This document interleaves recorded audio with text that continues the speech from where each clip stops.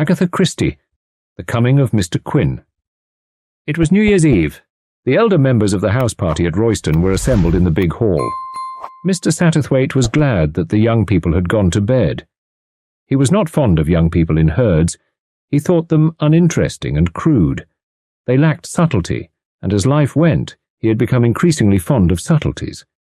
Mr. Satterthwaite was 62, a little bent, dried-up man with a peering face, oddly elf-like, and an intense and inordinate interest in other people's lives.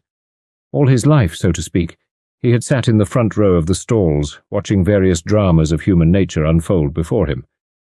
His role had always been that of the onlooker. Only now, with old age holding him in its clutch, he found himself increasingly critical of the drama submitted to him. He demanded now something a little out of the common. There was no doubt that he had a flair for these things. He knew instinctively when the elements of drama were at hand. Like a war horse, he sniffed the scent. Since his arrival at Royston this afternoon, that strange inner sense of his had stirred and bid him be ready. Something interesting was happening or going to happen. The house party was not a large one. There was Tom Evesham, their genial, good-humoured host, and his serious political wife, who had been before her marriage Lady Laura Quin. There was Sir Richard Conway, soldier, traveller and sportsman. There were 6 or 7 young people whose names Mr. Satterthwaite had not grasped, and there were the Portals. It was the Portals who interested Mr. Satterthwaite. He had never met Alex Portal before, but he knew all about him, had known his father and his grandfather. Alex Portal ran pretty true to type. He was a man of close on 40, fair-haired and blue-eyed like all the Portals, fond of sport, good at games, devoid of imagination. Nothing unusual about Alex Portal, the usual good sound English stock. But his wife was different. She was, Mr. Satterthwaite knew, an Australian. Portal had been out in Australia 2 years ago, had met her out there, and had married her and brought her home. She had never been to England previous to her marriage. All the same, she wasn't at all like any other Australian woman Mr. Satterthwaite had met. He observed her now, covertly. Interesting woman, very. So still, and yet so alive. Alive. That was just it. Not exactly beautiful. No, you wouldn't call her beautiful, but there was a kind of calamitous magic about her that you couldn't miss. That no man could miss. The masculine side of Mr. Satterthwaite spoke there, but the feminine side, for Mr. Satterthwaite had a large share of femininity, was equally interested in another question. Why did Mrs. Portal dye her hair? No other man would probably have known that she dyed her hair, but Mr. Satterthwaite knew. He knew all those things. And it puzzled him. Many dark women dye their hair blonde. He had never before come across a fair woman who dyed her hair black. Everything about her intrigued him. In a queer, intuitive way, he felt certain that she was either very happy or very unhappy. But Ty didn't know which, and it annoyed him not to know. Furthermore, there was the curious effect she had upon her husband. He adores her, said Mr. Satterthwaite to himself, but sometimes he's— Yes, afraid of her. That's very interesting. That's uncommonly interesting. Portal drank too much, that was certain, and he had a curious way of watching his wife when she wasn't looking. Nerves, said Mr. Satterthwaite. The fellow's all nerves. She knows it too, but she won't do anything about it. He felt very curious about the pair of them. Something was going on that he couldn't fathom. He was roused from his meditations on the subject by the solemn chiming of the big clock in the corner. 12 o'clock, said Evesham. New Year's Day. Happy New Year, everybody. As a matter of fact, that clock's 5 minutes fast. I don't know why the children wouldn't wait up and see the New Year in. I don't suppose for a minute they've really gone to bed, said his wife placidly. They're probably putting hairbrushes or something in our beds. That sort of thing does so amuse them. I can't think why. We should never have been allowed to do such a thing in my young days. Autre temps, autre mœurs, said Conway, smiling. He was a tall, soldierly-looking man. Both he and Evesham were much of the same type, honest, upright, kindly men with no great pretensions to brains. In my young days we all joined hands in a circle and sang Auld Lang Syne, continued Lady Laura. Should auld acquaintance be forgot so touching, I always think the words are. Evesham moved uneasily. Oh, drop it, Laura, he muttered. Not here. He strode across the wide hall where they were sitting and switched on an extra light. Very stupid of me, said Lady Laura, sotto voce. Reminds him of poor Mr. Capel, of course. My dear, is the fire too hot for you? Eleanor Portal made a brusque movement. Thank you. I'll move my chair back a little. What a lovely voice she had. One of those low, murmuring, echoing voices that stay in your memory, thought Mr. Satterthwaite. Her face was in shadow now. What a pity. From her place in the shadow she spoke again. Mr. Capel? Yes. The man who originally owned this house. He shot himself, you know. Oh. Very well, Tom, dear, I won't speak of it unless you like. It was a great shock for Tom, of course, because he was here when it happened. So were you, weren't you, Sir Richard? Yes, Lady Laura. An old grandfather clock in the corner groaned, wheezed, snorted asthmatically, and then struck 12. Happy New Year, Tom, grunted Evesham perfunctorily. Lady Laura wound up her knitting with some deliberation. Well, we've seen the new year in, she observed, and added, looking towards Mrs. Portal, What do you think, my dear? Eleanor Portal rose quickly to her feet. Bed, by all means, she said lightly. She's very pale, thought Mr. Satterthwaite, as he too rose and began busying himself with candlesticks. She's not usually as pale as that. He lighted her candle and handed it to her with a funny little old-fashioned bow. She took it from him with a word of acknowledgement and went slowly up the stairs. Suddenly a very odd impulse swept over Mr. Satterthwaite. He wanted to go after her, to reassure her. He had the strangest feeling that she was in danger of some kind. The impulse died down, and he felt ashamed. He was getting nervy, too. She hadn't looked at her husband as she went up the stairs, but now she turned her head over her shoulder and gave him a long, searching glance which had a queer intensity in it. It affected Mr. Satterthwaite very oddly. He found himself saying good-night to his hostess in quite a flustered manner. I'm sure I hope it will be a happy new year, Lady Laura was saying, but the political situation seems to me to be fraught with grave uncertainty. I'm sure it is, said Mr. Satterthwaite earnestly. I'm sure it is. I only hope, continued Lady Laura, without the least change of manner, that it will be a dark man who first crosses the threshold. You know that superstition, I suppose, Mr. Satterthwaite? No?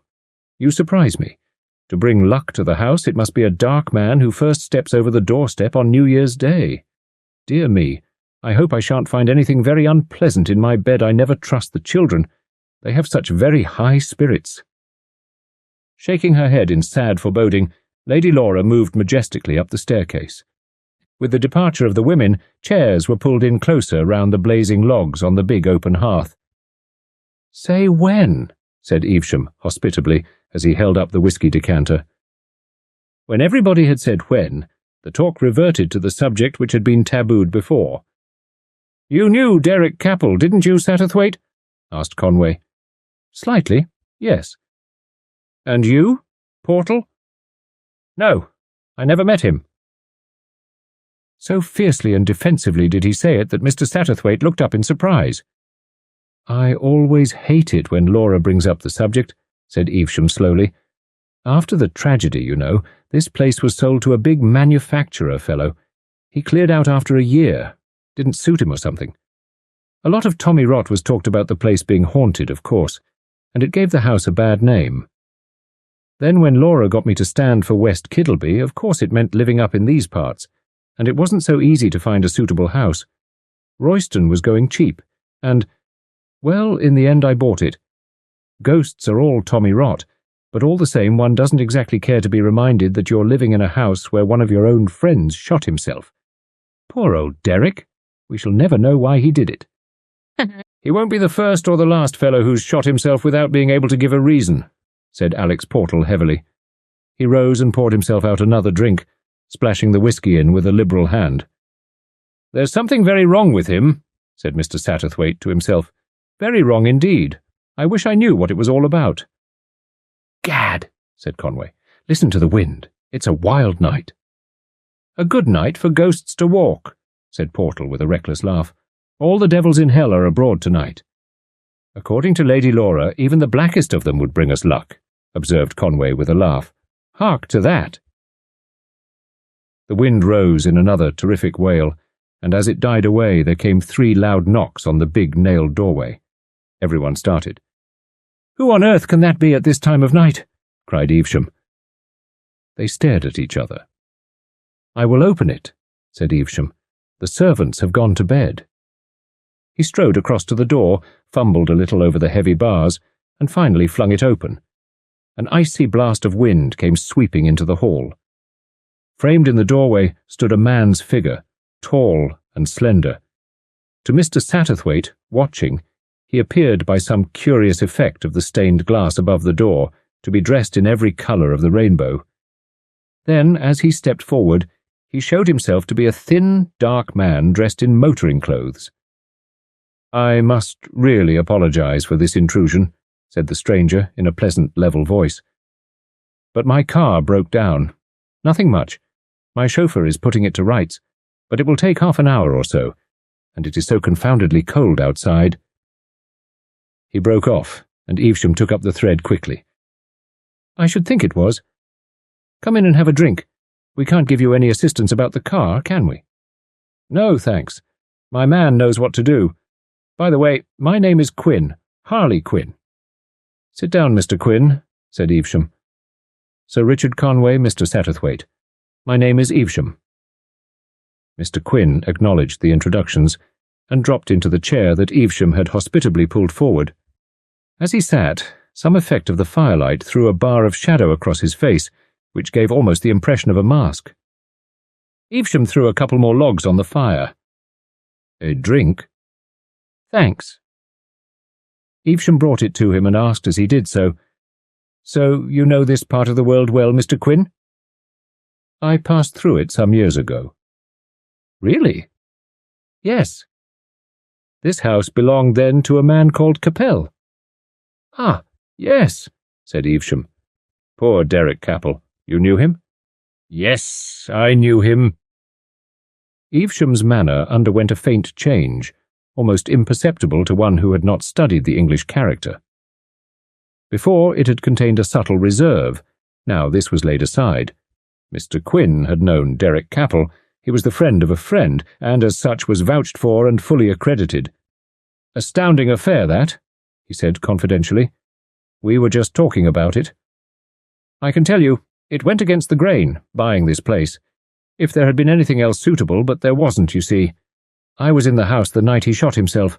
So was Conway. And upon my word, I've always expected his ghost to walk." "A very inexplicable business," said Mr. Quin, slowly and deliberately, and he paused with the air of an actor who has just spoken an important cue. "You may well say inexplicable," burst in Conway.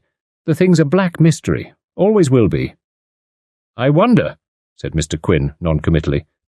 "Yes, Sir Richard, you were saying." "Astounding, that's what it was. Here's a man in the prime of life, gay, light-hearted, without a care in the world. 5 or 6 old pals staying with him, top of his spirits at dinner, full of plans for the future. And from the dinner table he goes straight upstairs to his room, takes a revolver from a drawer and shoots himself. Why? Nobody ever knew. Nobody ever will know." "Isn't that rather a sweeping statement, Sir Richard?" asked Mr. Quin, smiling. Conway stared at him. "What do you mean? I don't understand." "A problem is not necessarily unsolvable because it has remained unsolved." "Oh, come, man. If nothing came out at the time, it's not likely to come out now, 10 years afterwards?" Mr. Quin shook his head gently. "I disagree with you. The evidence of history is against you. The contemporary historian never writes such a true history as the historian of a later generation. It is a question of getting the true perspective, of seeing things in proportion. If you like to call it so, it is, like everything else, a question of relativity." Alex Portal leant forward, his face twitching painfully. "You are right, Mr. Quin," he cried. "You are right. Time does not dispose of a question. It only presents it anew in a different guise. Evesham was smiling tolerantly. Then you mean to say, Mr. Quin, that if we were to hold, let us say, a court of inquiry tonight into the circumstances of Derek Capple's death, we are as likely to arrive at the truth as we should have been at the time? More likely, Mr. Evesham. The personal equation has largely dropped out, and you will remember facts as facts, without seeking to put your own interpretation upon them. Evesham frowned doubtfully. One must have a starting point, of course, said Mr. Quin in his quiet, level voice. A starting point is usually a theory. One of you must have a theory, I'm sure. How about you, Sir Richard? Conway frowned thoughtfully. Well, of course, he said apologetically. We thought, naturally we all thought, that there must be a woman in it somewhere. It's usually either that or money, isn't it? And it certainly wasn't money. No trouble of that description. So, what else could it have been? Mr. Satterthwaite started. He had leant forward to contribute a small remark of his own, and in the act of doing so he had caught sight of a woman's figure crouched against the balustrade of the gallery above. She was huddled down against it, invisible from everywhere but where he himself sat, and she was evidently listening with strained attention to what was going on below. So immovable was she that he hardly believed the evidence of his own eyes. But he recognized the pattern of the dress easily enough. An old-world brocade. It was Eleanor Portal. And suddenly all the events of the night seemed to fall into pattern. Mr. Quin's arrival, no fortuitous chance, but the appearance of an actor when his cue was given. There was a drama being played in the big hall at Royston tonight, a drama none the less real in that one of the actors was dead. Oh, yes, Derek Capple had a part in the play. Mr. Satterthwaite was sure of that. And again suddenly a new illumination came to him. This was Mr. Quin's doing. It was he who was staging the play, was giving the actors their cues. He was at the heart of the mystery, pulling the strings, making the puppets work. He knew everything, even to the presence of the woman crouched against the woodwork upstairs. Yes, he knew. Sitting well back in his chair, secure in his role of audience, Mr. Satterthwaite watched the drama unfold before his eyes. Quietly and naturally, Mr. Quin was pulling the strings, setting his puppets in motion. A woman, yes, he murmured thoughtfully. There was no mention of any woman at dinner? Why, of course, cried Evesham. He announced his engagement. That's just what made it seem so absolutely mad. Very bucked about it, he was. Said it wasn't to be announced just yet, but gave us the hint that he was in the running for the Benedict Stakes. Of course we all guessed who the lady was, said Conway. Marjorie Dilke. Nice girl. It seemed to be Mr. Quin's turn to speak, but he did not do so, and something about his silence seemed oddly provocative. It was as though he challenged the last statement. It had the effect of putting Conway in a defensive position. Who else could it have been? Evesham? I don't know, said Tom Evesham slowly. What did he say exactly now? Something about being in the running for the Benedict Stakes, that he couldn't tell us the lady's name till he had her permission. It wasn't to be announced yet. He said, I remember, that he was a damned lucky fellow, that he wanted his two old friends to know that by that time next year he'd be a happy married man. Of course, we assumed it was Marjorie. They were great friends, and he'd been about with her a lot. The only thing, began Conway and stopped. What were you going to say, Dick? Well, I mean, it was odd in a way. If it were Marjorie, that the engagement shouldn't be announced at once. I mean, why the secrecy? Sounds more as though it were a married woman, you know, someone whose husband had just died or who was divorcing him. That's true, said Evesham. If that were the case, of course the engagement couldn't be announced at once. And you know, thinking back about it, I don't believe he had been seeing much of Marjorie. All that was the year before. I remember thinking things seemed to have cooled off between them. Curious, said Mr. Quin. Yes. Looked almost as though someone had come between them.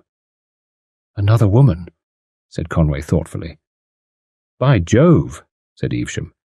You know, there was something almost indecently hilarious about old Derek that night. He looked almost drunk with happiness. And yet, I can't quite explain what I mean, but he looked oddly defiant, too. Like a man defying fate, said Alex Portal heavily. Was it of Derek Capel he was speaking, or was it of himself? Mr. Satterthwaite looked at him, inclined to the latter view. Yes, that was what Alex Portal represented, a man defying fate. His imagination, muddled by drink, responded suddenly to that note in the story which recalled his own secret preoccupation. Mr. Satterthwaite looked up. She was still there, watching, listening, still motionless, frozen, like a dead woman. Perfectly true, said Conway. Capel was excited, curiously so. I'd describe him as a man who has staked heavily and won against well-nigh overwhelming odds. Getting up courage, perhaps, for what he's made up his mind to do, suggested Portal. And as though moved by an association of ideas, he got up and helped himself to another drink. Not a bit of it, said Evesham sharply. I'd almost swear nothing of that kind was in his mind. Conway's right. A successful gambler who has brought off a long shot and can hardly believe in his own good fortune. That was the attitude. Conway gave a gesture of discouragement. And yet, he said, 10 minutes later. They sat in silence. Evesham brought his hand down with a bang on the table. Something must have happened in that 10 minutes, he cried. It must. But what?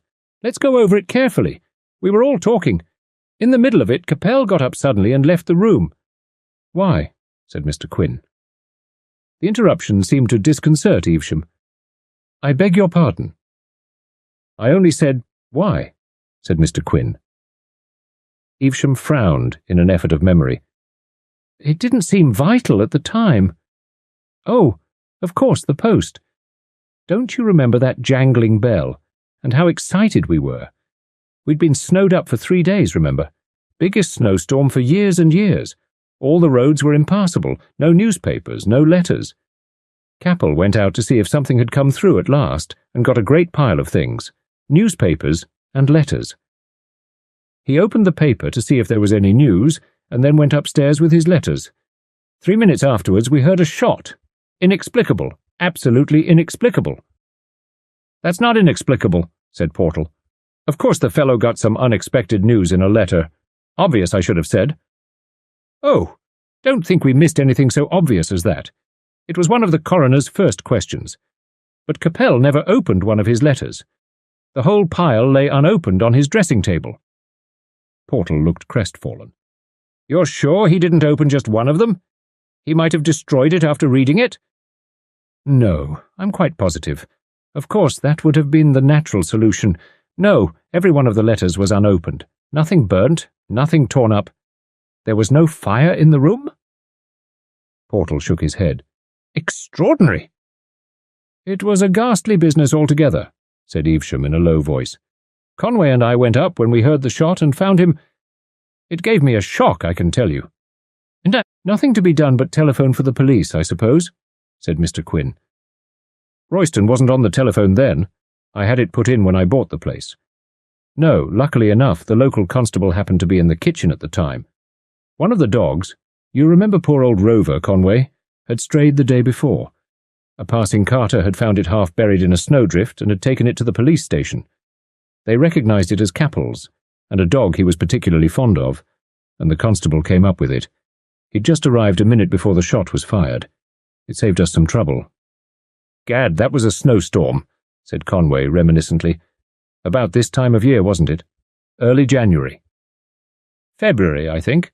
Let me see, we went abroad soon afterwards. I'm pretty sure it was January. My hunter Ned, you remember Ned? Lamed himself the end of January. That was just after this business. It must have been quite the end of January then. Funny how difficult it is to recall dates after a lapse of years. One of the most difficult things in the world, said Mr. Quin conversationally. Unless you can find a landmark in some big public event, an assassination of a crowned head, or a big murder trial. Why, of course, cried Conway. It was just before the Appleton case. Just after, wasn't it? No, don't you remember? Capel knew the Appletons. He'd stayed with the old man the previous spring, just a week before he died. He was talking of him one night. What an old curmudgeon he was, and how awful it must have been for a young and beautiful woman like Mrs. Appleton to be tied to him. There was no suspicion then that she had done away with him. By Jove, you're right. I remember reading the paragraph in the paper saying an exhumation order had been granted. It would have been that same day. I remember only seeing it with half my mind, you know, the other half wondering about poor old Derek lying dead upstairs. A common but very curious phenomenon, that, observed Mr. Quin.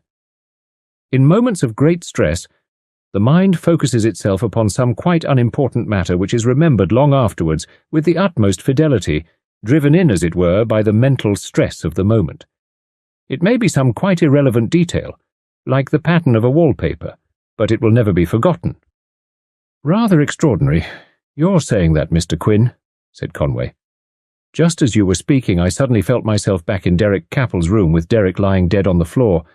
I saw as plainly as possible the big tree outside the window and the shadow it threw upon the snow outside. Yes, the moonlight, the snow, and the shadow of the tree, I can see them again this minute. By gad, I believe I could draw them, and yet I never realized I was looking at them at the time. His room was the big one over the porch, was it not? Asked Mr. Quin. Yes, and the tree was the big beech, just at the angle of the drive. Mr. Quin nodded, as though satisfied. Mr. Satterthwaite was curiously thrilled. He was convinced that every word, every inflection of Mr. Quin's voice was pregnant with purpose. He was driving at something exactly what Mr. Satterthwaite did not know, but he was quite convinced as to whose was the master hand. There was a momentary pause, and then Evesham reverted to the preceding topic. That Appleton case. I remember it very well now. What a sensation it made. She got off, didn't she? Pretty woman, very fair, remarkably fair. Almost against his will, Mr. Satterthwaite's eyes sought the kneeling figure up above. Was it his fancy, or did he see it shrink a little as though at a blow? Did he see a hand slide upwards to the tablecloth, and then pause? There was a crash of falling glass. Alex Portal, helping himself to whisky, had let the decanter slip. "I say, sir, damn sorry. Can't think what came over me." Evesham cut short his apologies. "Quite all right. Quite all right, my dear fellow. Curious. That smash reminded me. That's what she did, didn't she? Mrs. Appleton? Smashed the port decanter?" "Yes. Old Appleton had his glass of port. Only one. Each night. The day after his death, one of the servants saw her take the decanter out and smash it deliberately. That set them talking, of course. They all knew she had been perfectly wretched with him. Rumour grew and grew, and in the end, months later, some of his relatives applied for an exhumation order, and sure enough, the old fellow had been poisoned. Arsenic, wasn't it?" "No, strychnine, I think. It doesn't much matter. Well, of course, there it was. Only one person was likely to have done it. Mrs. Appleton stood her trial. She was acquitted more through lack of evidence against her than from any overwhelming proof of innocence. In other words, she was lucky." "Yes, I don't suppose there's much doubt she did it right enough. What happened to her afterwards?" "Went out to Canada, I believe. Or was it Australia? She had an uncle or something of the sort out there who offered her a home. Best thing she could do under the circumstances." Mr. Satterthwaite was fascinated by Alex Portal's right hand as it clasped his glass. How tightly he was gripping it. "You'll smash that in a minute or two if you're not careful," thought Mr. Satterthwaite. Dear me, how interesting all this is. Evesham rose and helped himself to a drink. "Well, we're not much nearer to knowing why poor Derek Capel shot himself," he remarked. "The court of inquiry hasn't been a great success, has it, Mr. Quin?" Mr. Quin laughed. It was a strange laugh, mocking, yet sad. It made everyone jump. "I beg your pardon," he said. "You are still living in the past, Mr. Evesham. You are still hampered by your preconceived notion, but I, the man from outside, the stranger passing by, see only facts." "Facts? Yes, facts." "What do you mean?" said Evesham. I see a clear sequence of facts outlined by yourselves, but of which you have not seen the significance. Let us go back 10 years and look at what we see untrammelled by ideas or sentiment." Mr. Quin had risen. He looked very tall. The fire leaped fitfully behind him. He spoke in a low, compelling voice. "You are at dinner. Derek Capel announces his engagement. You think then it was to Marjorie Dilke. You are not so sure now. He has the restlessly excited manner of a man who has successfully defied fate, who, in your own words, has pulled off a big coup against overwhelming odds. Then comes the clanging of the bell. He goes out to get the long-overdue mail. He doesn't open his letters, but you mention yourselves that he opened the paper to glance at. The news. It is 10 years ago, so we cannot know what the news was that day. A far-off earthquake, a near-at-hand political crisis. The only thing we do know about the contents of that paper is that it contained one small paragraph, a paragraph stating that the Home Office had given permission to exhume the body of Mr. Appleton 3 days ago. "What?" Mr. Quin went on. "Derek Capel goes up to his room, and there he sees something out of the window. Sir Richard Conway has told her that the curtain was not drawn across it, and further that it gave on to the drive. What did he see? What could he have seen that forced him to take his life?" "What do you mean? What did he see?"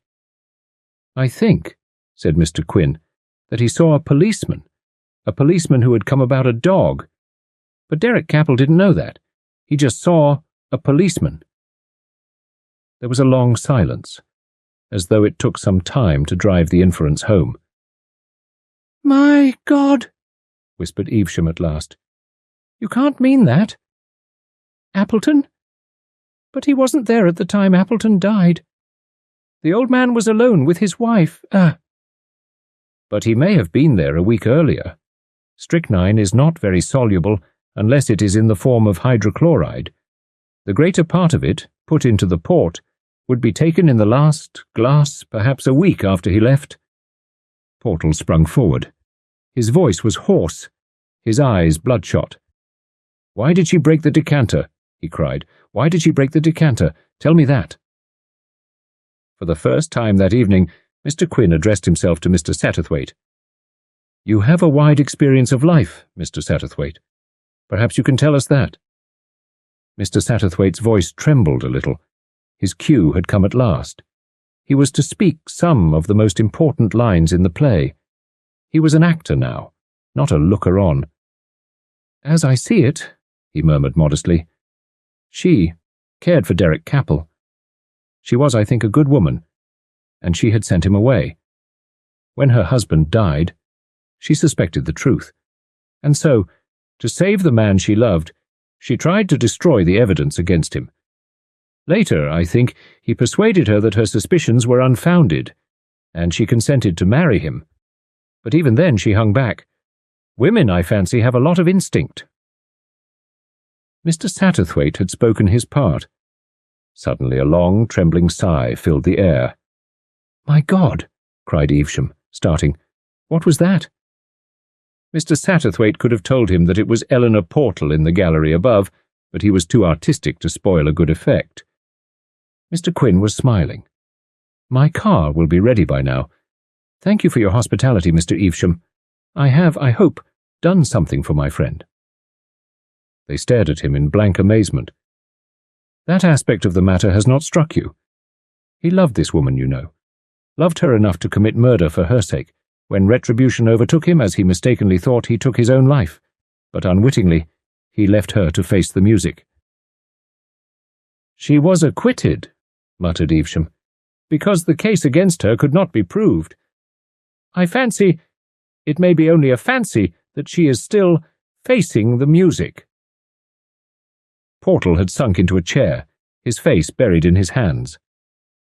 Quin turned to Satterthwaite. "Goodbye, Mr. Satterthwaite. You are interested in the drama, are you not?" Mr. Satterthwaite nodded, surprised. "I must recommend the Harlequinade to your attention.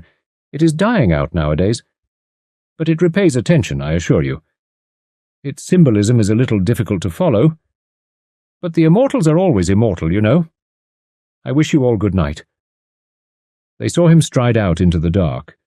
As before, the coloured glass gave the effect of motley. Mr. Satterthwaite went upstairs. He went to draw down his window, for the air was cold. The figure of Mr. Quin moved down the drive, and from a side door came a woman's figure running. For a moment they spoke together, then she retraced her steps to the house. She passed just below the window, and Mr. Satterthwaite was struck anew by the vitality of her face. She moved now like a woman in a happy dream. "Eleanor!"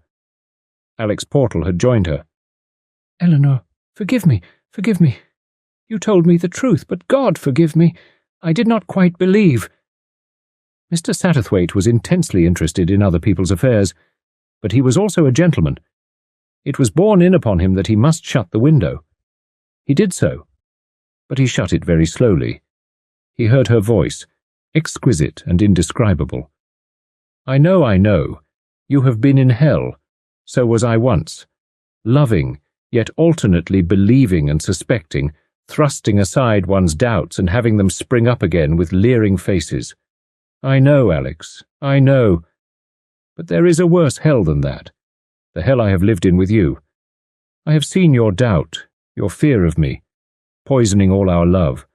That man, that chance passer-by, saved me. I could bear it no longer, you understand. Tonight I was going to kill myself. Alex,